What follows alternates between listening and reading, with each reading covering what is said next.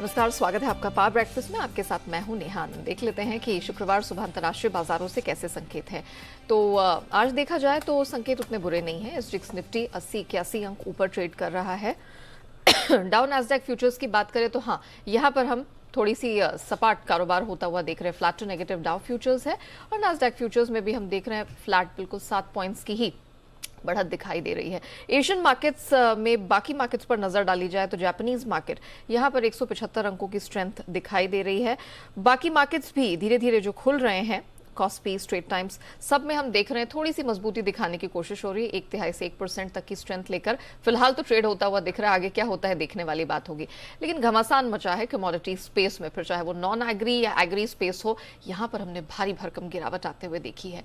तो क्या कुछ हुआ है बीते सत्र में अंतर्राष्ट्रीय बाजार में, कौन से ट्रिगर्स पर रखनी है नजर, पूरी डिटेल लेकर मेरे सहयोगी दीपांशु इस वक्त मेरे साथ स्टूडियो में जुड़ चुके हैं। Deepanshu, good morning. Roller coaster हफ्ता रहा है, मतलब व्हाट अ वीक ऐसा लगता है। तो जरा बताइए क्या कुछ हुआ है, क्योंकि on the face of it तो सब कुछ ठीक ही लग रहा है। पिछले दिन जिस चीज की तैयारी करेंगे उसका ऑपोजिट होता है। एग्जैक्टली वैसा ही मूड माहौल बाजार का बना हुआ है। बट हाँ, अच्छे संकेत आ रहे हैं, ठीक ठाक संकेत आ रहे हैं जहां तक ग्लोबल मार्केट्स का सवाल है। फाइनली अमेरिका में जो एक रिबाउंड देखने के बाजार इंतजार कर रहा था, वो फाइनली आपने होते हुए देखा और काफी अच्छी बढ़त है। अगर आप देखें जिस लेवल पर कल हम क्लोज हुए थे, डाउ फ्यूचर्स लगभग एकदम सपाट थे उस समय। हालांकि निचले स्तर से थोड़ी रिकवरी उस समय दिख रही थी, बट उसके सामने अगर आप देखें तो 200 अंक ऊपर डाउ बंद हुआ है। पर बहुत ही उतार चढ़ाव वाला सेशन था। इनफैक्ट कमजोर अच्छी शुरुआत हुई, उसके बाद बाजार कमजोर हुए और फिर आई रिकवरी। तो निचले स्तर से लगभग 400 अंक रिकवर होकर 200 अंकों की बढ़त डाउ ने दिखाई और दिन के ऊपरी स्तर के करीब बंद होते दिखा। तो अच्छा एक्शन वहां पर था। S&P 500 1% ऊपर था, नैस्डैक 1.6% ऊपर रहा, रसल 2000 में भी आपने 1.25% की खरीदारी देखी। तो अच्छा पार्टिसिपेशन अमेरिकी बाजारों से आपने आते हुए देखा।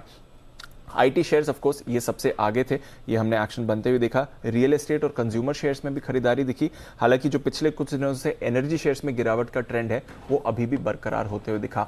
बॉन्ड यील्ड के गिरने से भी थोड़ी आईटी शेयर्स को राहत मिली। अब 3.1% के नीचे आ गई है बॉन्ड यील्ड। तो पिछले कुछ दिनों से काफी तेजी से बॉन्ड यील्ड गिर रही है, पर अब ये गिरती बॉन्ड यील्ड एक्चुअली एक मंदी का इंडिकेटर बन रही है। सबको मालूम है इन्फ्लेशन बढ़ने वाला है, बढ़ चुका है। सबको मालूम है कि रेट्स बढ़ने वाले हैं। तो उस लिहाज से देखें तो बॉन्ड यील्ड को ऊपर जाना चाहिए, बट इसके सामने डर मंदी का अभी भी हावी है और ये जो चिंता है, इसकी वजह से आप बाजार में काफी वॉलेटिलिटी देख रहे हैं। इनफैक्ट हमने देखा कि ऑलरेडी कई सारे दिग्गज बैंक इंक्लूडिंग गोल्डमैन सैक्स और सिटी ग्रुप ने तो कहा है मंदी आने वाली है।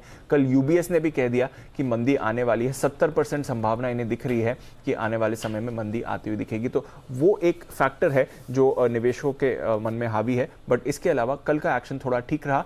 आज कुछ ज्यादा इंपॉर्टेंट डेटा आने वाला है। एक तो नई घरों की बिक्री के आंकड़े आने वाले हैं और ये इंपॉर्टेंट है क्योंकि साल की शुरुआत से अब तक जो यूएस के होम लोन रेट्स हैं वो डबल हो चुके हैं। तो होम लोन रेट्स बढ़ने से क्या नई घरों की बिक्री पर कोई असर आ रहा है, ये आज पता चलेगा। तो इस पर नजर रहेगी। साथ ही कंज्यूमर सेंटिमेंट आंकड़े आने वाले हैं। अगेन बहुत इंपॉर्टेंट रहते हैं ये यूएस के लिए।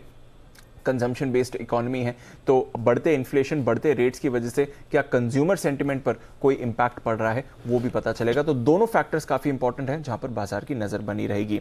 यूरोप की बात करें तो कल कमजोरी वाला सेशन था यूरोप में, क्योंकि लेट आर रिकवरी है अमेरिकी बाजारों में। उस तब तक यूरोप के बाजार ऑलरेडी बंद हो चुके थे। 1 से 2% तक की गिरावट आपने यूरोप में आते हुए देखी है। अब आते हैं कमोडिटीज में, और जो पिछले कुछ दिनों से गिरावट का ट्रेंड था वो अभी भी बरकरार है। कल थोड़ा दिख रहा था कि कच्चा तेल रिबाउंड कर रहा है, बट वापस ऊपर से कच्चा तेल कल फिसला है और वापस 110 के आसपास आपको ब्रेंट इस समय दिखेगा।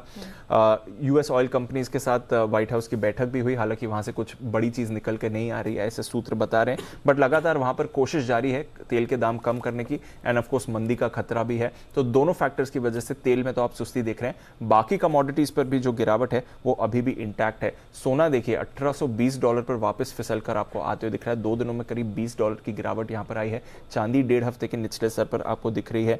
बेस मेटल्स की कमजोरी जारी है। निकल 4 महीने के निचले स्तर पर है। कॉपर में भारी गिरावट है, 16 महीने के निचले स्तर पर है। जिंक, एल्यूमिनियम में आपने वीकनेस देखी है। एग्री कमोडिटीज में जो कूल ऑफ है वो चल रहा है। इनफैक्ट गेहूं अगर आप देखें 4 महीने के निचले स्तर पर है और 1 महीने में 27% की गिरावट यहां पर आपको गेहूं में आती हुई दिखी है। सोयाबीन पर लगातार 8वें दिन आपने गिरावट देखी है, 6 महीने के निचले स्तर पर है। कॉटन के दाम यहां पर काफी तेजी से कूल ऑफ हो रहे हैं। पाम ऑयल में थोड़ा रिबाउंड था, बट अक्रॉस अगर आप देखें तो कमोडिटीज का जो कूल ऑफ है वो बरकरार है और बाजार का मूड माहौल कल थोड़ा बेहतर आपने होते हुए देखा है। इनफैक्ट दीपांशु, कल सर भी इसी चीज का जिक्र कर रहे थे कि international market and commodity space और कच्चा तेल है, यहाँ पर नजर रखनी होगी और यहीं से आगे कोई निष्कर्ष ग्लोबल मार्केट्स के लिए, हमारे मार्केट्स के लिए निकलता दिखेगा। बहरहाल शुक्रिया आपका हमारे साथ जुड़ने के लिए, पूरी डिटेल रखने के लिए। इससे पहले कि हम आगे बढ़े, देख लेते हैं कल संस्थागत निवेशकों ने आखिर किया क्या है, किस प्रकार का प्रदर्शन दिखा है। कहानी अब भी वही है, कैश स्पेस में तो FIIs की बिकवाली जारी है। 2321 करोड़ की बिकवाली का आंकड़ा निकल कर आया है। DIIs का अभी भी साथ जारी है, 2450 करोड़ के आसपास की खरीद वहां से दिखी है। FNO स्पेस में हालांकि जब हम नजर डालते हैं तो यहां पर विदेशी संस्थागत निवेशक अच्छा खासा प्रदर्शन, 18,260 करोड़ का वो खरीद का फिगर निकल कर आ रहा है, तो ये काफी इंटरेस्टिंग है। चलिए अब जानते हैं कि जिस प्रकार के संकेत आ रहे हैं, जो कि अच्छे हैं, इतने बुरे नहीं हैं, नॉट एट ऑल इनफैक्ट, तो इन सब के बीच में हमारे मार्केट्स में रणनीति कैसी होगी, इन सब पर बात करने के लिए जी बिजनेस के मैनेजिंग एडिटर अनिल सिंह भी हमारे साथ जुड़ चुके हैं।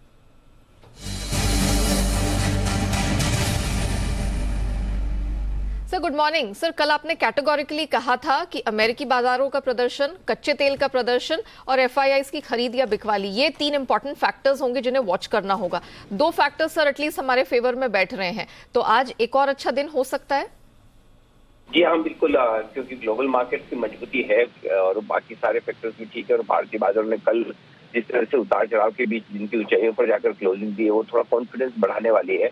सबसे बढ़िया बात में आई है कि कल हम फिर से 15,350 के आसपास पहुंचे थे, लेकिन जिस तरह से लोअर लेवल से रिकवरी आ रही है, बाजार को ये कॉन्फिडेंस हो गया कि अब 15,200 से 15,350 की जो रेंज है उसको बाजार आसानी से तोड़ेगा नहीं, और वो कंफर्ट काफी काम का है। जब आपको ये पता हो कि डाउन साइड रिस्क कितनी है तो फिर खरीदने का मन होता है कि आपको रिस्क मालूम है और अपसाइड के लिए आप ट्रेड करते हैं। अब इस लिहाज से अगर आज देखें हफ्ते के आखिरी दिन, तो आपके लिए ट्रेडिंग रेंज के लिहाज से जो सपोर्ट बनेगा वो बनेगा 15,350 से लेकर 15,425 की रेंज में। इस रेंज में आने पर आपको खरीदारी करनी चाहिए, लेकिन चूंकि गैप से खुलने की तैयारी कर रहे हैं तो ऊपरी स्तरों पर एक बार बाजार 15,675 से 15,775 जाने की कोशिश कर सकता है। ये आपके लिए इंपॉर्टेंट लेवल है। अगर 15,775 15,800 के ऊपर आज बंद होते हैं तो अगले हफ्ते के लिए बहुत ही बेहतरीन संकेत होंगे। हालांकि थोड़े से दूर है यहाँ से बाजार, लेकिन मोमेंटम स्ट्रॉन्ग है, 100 पॉइंट ऊपर भी दिख रहा है। लेट्स सी क्या होता है। जहाँ तक बैंक निफ्टी का सवाल है, कल बैंक निफ्टी भी बहुत ही अच्छे सपोर्ट लेवल से घूमा है। अब 32,650 32,850 आपके लिए बैंक निफ्टी पर आज के लिए इंपॉर्टेंट सपोर्ट होगा, वो भी तब जबकि 33,000 को तोड़े तो। अगर 33,000 के नीचे नहीं जाता तब तो फिर क्या नहीं किया। ऊपरी स्तरों पर हल्की फुल्की रुकावट की रेंज है आपके लिए 33,425 से लेकर 33,625, और इसके पार निकले तो फिर और बढ़िया तेजी बनने की संभावना बनेगी। तो मेरे ख्याल से आज बाय ऑन डिप्स की स्ट्रेटेजी के साथ चल सकते हैं। सुस्त शुरुआत हो या कमजोर शुरुआत हो तो इम्पोर्टेंट सपोर्ट लेवल के आसपास खरीदारी करें, क्योंकि हफ्ते का आखिरी ट्रेडिंग सेशन है।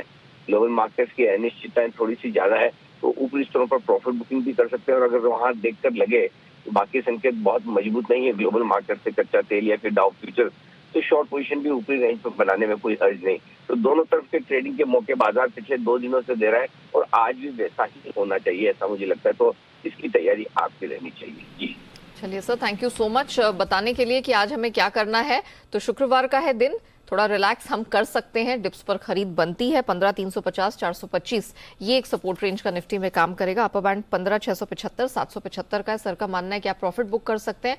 कुछ मौके मिले, बहुत ज्यादा स्ट्रेंथ ना हो तो यहाँ पर शॉर्ट के भी मौके कुछ तलाशे जा सकते हैं। 32,650 से 850 ये आज बैंक निफ्टी में तगड़ी सपोर्ट रेंज का काम करेगा। अगर 33,000 का लेवल नहीं टूटता है तो बहुत ही अच्छी बात है, वरना ये सपोर्ट रेंज तो आपके लिए है ही। 33,425 और 625 ये आज ऊपर बैंक निफ्टी में तगड़ी रेजिस्टेंस का काम करेगा। आइए अब जान लेते हैं आज की हमारी स्टॉक्स इन न्यूज की जो कहानी है वो क्या है, किन ट्रिगर्स पर रखनी है नजर, कहाँ रहेगा एक्शन। पूरी डिटेल लेकर मेरे सहयोगी अरमान जुड़ चुके हैं स्टूडियो में मेरे साथ। अरमान गुड मॉर्निंग, फ्राइडे आ गया है, वेरी हैप्पी अबाउट इट। जरा बताइए कि आज एक्शन कहाँ कहाँ दिखेगा। देखिए, सबसे पहले ट्रिगर्स में जो सॉवरिन गोल्ड बॉन्ड स्कीम है उसका आज आवेदन का आज आखिरी दिन है। मोतीलाल ओसवाल पर ध्यान रखिए क्योंकि जो बायबैक ऑफर है वो आज से शुरू होने वाला है। जोमेटो जहाँ पे बोर्ड बैठक है, जो एक संवादित अधिकरण है, उस पर ये विचार करेंगे। कैनरा बैंक फंड जुटाने पर विचार करेगी कंपनी। सुविन लाइफ साइंस जो राइट इशू के जरिए फंड जुटाने पर विचार किया जाएगा, CG power and industrial solution जो 8.52 करोड़ शेयर वारंट जो कन्वर्जन के चलते शेयर्स जो हैं वो लिस्ट होंगे। कुछ एक्स डेट्स है मेरे पास जिसमें नज़ारा टेक्नोलॉजी बोनस इशू है 1:1 का, और बालकृष्ण इंडस्ट्रीज है जो फाइनल डिविडेंड है 4 का। अब नतीजों में जैसे एसेंचर का नतीजा आते हुए दिखे हैं, उसमें कंपनी ने जो है पूरे साल का जो आय का गाइडेंस है वो 24 से 26% से बढ़ाकर 25.5% से 26.5% कर दिया है। हालांकि जो पूरे साल का जो मुनाफे का गाइडेंस है उसमें कटौती की है। और अगर Q3 के नतीजे की बात करेंगे तो आय जो है वो लगभग $16.16 बिलियन पर आती हुई दिखी है। वहीं ऑपरेटिंग इनकम जो है उनकी वो लगभग 23% बढ़कर आती हुई दिखी है। हीरो मोटोकॉर्प पर ध्यान रखिएगा, जिसमें कंपनी ने बोला है कि वो मोटरसाइकिल और स्कूटर की कीमतें 1 जुलाई से बढ़ाने वाली है और लगभग 3,000 तक ये बढ़ाई जाएगी, और ये जो कॉस्ट बढ़ रही है उसके चलते उन्होंने फैसला लिया है। टाटा मोटर्स पर ध्यान रखिएगा, जिसमें सरकार ने टाटा नेक्सॉन ईवी में जो आग लगने के मामले की जांच के आदेश दिए हैं और DRDO आग लगने के मामले की जांच करेगा। ONGC पर ध्यान रखिएगा, जिसमें जो उनकी सब्सिडरी ONGC विदेश ने कोलंबिया में नए तेल कुएं की खोज की है, और इसमें जो ONGC विदेश का जो हिस्सा है वो लगभग 70% पार्टनरशिप का उनका हिस्सा है। हेल्थ केयर ग्लोबल पर ध्यान रखिएगा, जिसमें रेडिएंट हॉस्पिटल सर्विसेज का जो रेडिएशन थेरेपी सेंटर है ये कंपनी लगभग 16 करोड़ में खरीदेगी। और अंत में प्रधानमंत्री नरेंद्र मोदी का एक ट्वीट आता हुआ दिखा है जिसके कारण आप ऑटो और इलेक्ट्रॉनिक कंपोनेंट स्टॉक्स पर ध्यान रखिएगा। जो फॉक्सकॉन जो इलेक्ट्रॉनिक्स मैन्युफैक्चरिंग जो है वो क्षमता बढ़ाने वाली है, और वो क्षमता किसमें बढ़ाने वाली है, वो सेमीकंडक्टर मैन्युफैक्चरिंग की क्षमता बढ़ाने वाली है, और उनका ये कहना है कि वो कंपनी भारत में ही मैन्युफैक्चरिंग क्षमता बढ़ाने वाली है।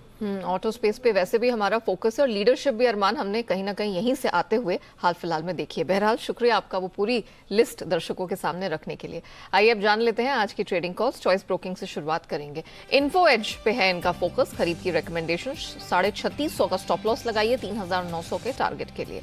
अब बारी आती है आनंद राठी सिक्योरिटीज की। भारतीय एयरटेल खरीद कर चलने की सलाह आज निकल कर आ रही है, 640 का स्टॉप लॉस 700 का टारगेट। सेंट्रम ब्रोकिंग इनकी तरफ से 2 रिकमेंडेशंस हैं। पहली है पिडिलाइट, खरीदारी करके चले। लास्ट ट्रेडिंग प्राइस इनका 2145 के पास का था, स्टॉप लॉस लगाना 2110 का, टारगेट है 2200 का। और अंत में टाटा मोटर्स, यहां पर भी खरीदारी निकल के आ रही है, स्टॉप लॉस 401 का और टारगेट 418 का आपको मिल जाएगा। आइए अब जान लेते हैं कि बाजार पर आज एक्सपर्ट्स क्या रणनीति आपके लिए लेकर आए हैं, कौन से स्टॉक्स और सेक्टर्स में आज पैसे लगाने की सलाह निकल कर आ रही है। बात करने के लिए हमारे साथ कोटक सिक्योरिटीज के श्रीकांत चौहान जुड़ चुके हैं। श्रीकांत जी गुड मॉर्निंग, बहुत स्वागत है। श्रीकांत जी सबसे पहले तो निफ्टी बैंक निफ्टी कल अच्छी क्लोजिंग दिखी, वीकली एक्सपायरी ठीक ठाक निकल गई अच्छे से। आज जरा बताइए क्या करना है। Good morning Neha ji. देखिए हमें लगता है कि कल के दिन में जो मार्केट में एक रिकवरी बनी थी और आखिरी आधे एक घंटे में जो मार्केट ने रिकवरी बना के जो क्लोजिंग की है वो 15,500 के प्लस की थी। ड्यूरिंग द डे हमने 15,350 के भी लेवल्स देखे थे, और उसके बाद अगर मार्केट अगर ऊपर की तरफ अगर बंद हो रहा है तो वो एक पॉजिटिव है।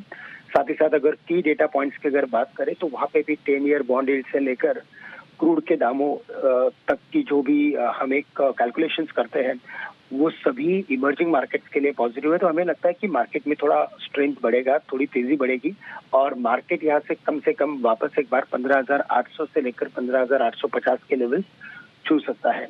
और नो डाउट कि इन बिटवीन काफी सारे रेजिस्टेंस है, क्योंकि 15,700 में मार्केट रुका था, लेकिन हमें लगता है कि मार्केट धीरे धीरे उन लेवल्स के करीब जा सकता है। तो ब्रॉड पोजीशन अगर मार्केट में अगर कुछ अगर लेनी है तो हमें लगता है कि 15,350 के स्टॉप लॉस के साथ कुछ लॉन्ग पोजीशंस बनाई जा सकती है। एंड वेरी शॉर्ट टर्म में अगर कुछ पोजीशन बनानी है तो हमें लगता है कि 15,450 का स्टॉप लॉस रखिए। तो 15,450 के स्टॉप लॉस के साथ लॉन्ग पोजीशंस बनाए निफ्टी पे, और बैंक निफ्टी में अगर लॉन्ग पोजीशन बनानी है तो यहाँ पे भी हमें लगता है कि 32,800 का स्टॉप लॉस रख के लॉन्ग पोजीशंस बनाए। 33,700 33,800 के लेवल्स दिखाई दे सकते हैं। ओके अब जरा बताइए स्टॉक स्पेसिफिक एक्शन आपको कहाँ दिखाई दे रहा है। कल के दिन में हमने टेक्नोलॉजी कंपनीज में अच्छी तेजी देखी थी, और एक्सेंचर के नंबर आए उसके बाद हमने देखा कि एक बार जो GDR ADR थे वो डाउन थे, लेकिन उसके बाद उनमें भी रिकवरी दिखाई दी है। तो हमें लगता है कि इन्फोसिस ये एक स्टॉक ऐसा है कि जिसे लॉन्ग करके चल सकते हैं, जो 1450 के करीब का बंद है। यहाँ पे हमें लगता है कि ये जो स्टॉक है वो तकरीबन हमें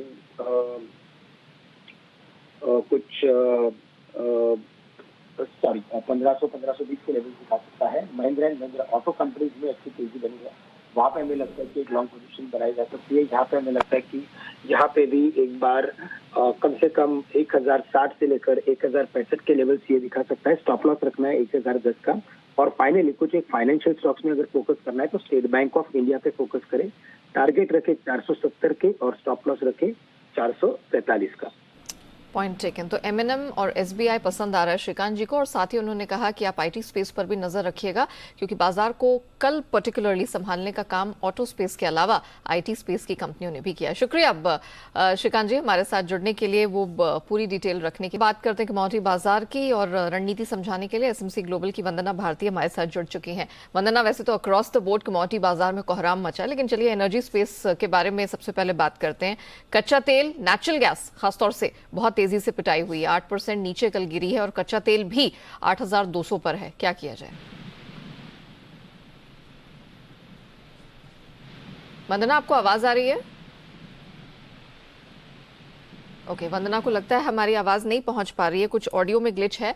हम लोग आगे बढ़ते हैं और एक बार ब्रोकरेज रिपोर्ट है एफआईआर की, एफआईआई इन्वेस्टमेंट रिपोर्ट्स, वो हम आपके सामने रख देते हैं और फिर उसके बाद हम वंदना से संपर्क करने की कोशिश करेंगे।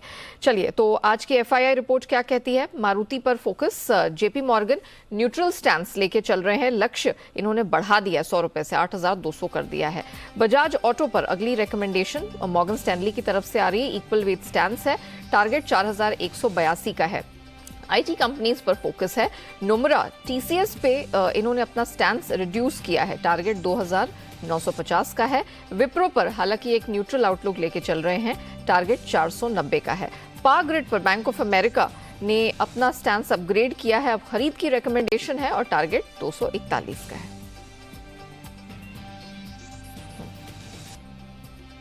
चलिए अब कमोडिटी बाजार की तरफ वापस लौटते हैं। जैसे कि हमने बताया कि कमोडिटी बाजार में अक्रॉस द बोर्ड, फिर चाहे वो नॉन एग्री एग्री स्पेस हो, गिरावट ही देखने को मिली है। तो एक बार जरा आपको बता देते हैं कि कल के सत्र में क्या कुछ हुआ है। तो कच्चा तेल, जैसे कि मैं पहले ही जिक्र कर रही थी, यहाँ पर 8200 के पास 140 अंकों की कमजोरी देखने को मिली है। आज निचले स्तरों से मामूली सी रिकवरी है। यहाँ पर नेचुरल गैस की भी बात करें तो मामूली रिकवरी है, लेकिन कल हमने बिल्कुल बाजार धड़ाम होते देखा था। 8% का करेक्शन घरेलू बाजार में था, 500 के नीचे आ गया। वंदना भारती हमारे साथ जुड़ चुकी है। वंदना, जरा बताइए कच्चे तेल में आज क्या करें?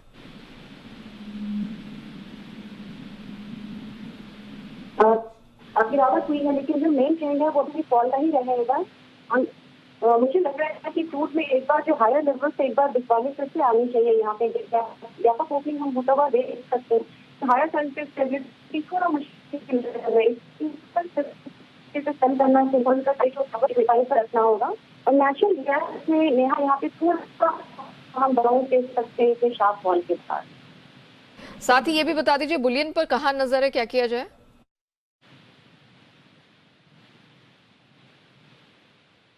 चलिए, आई थिंक वंदना के साथ संपर्क करने में दिक्कत आ रही है। मैं कच्चे तेल पर जो रणनीति है रिपीट कर देती हूँ। कच्चे तेल पर सेल की कॉल है, 8150 के पास सेल करने की रिकमेंडेशन एक्टिव कॉन्ट्रैक्ट पर है। नीचे 8000 तक का टारगेट दिखेगा। वहीं सोने पर प्रेशर हमने यहां भी बनता हुआ देखा है, सेल करके चले।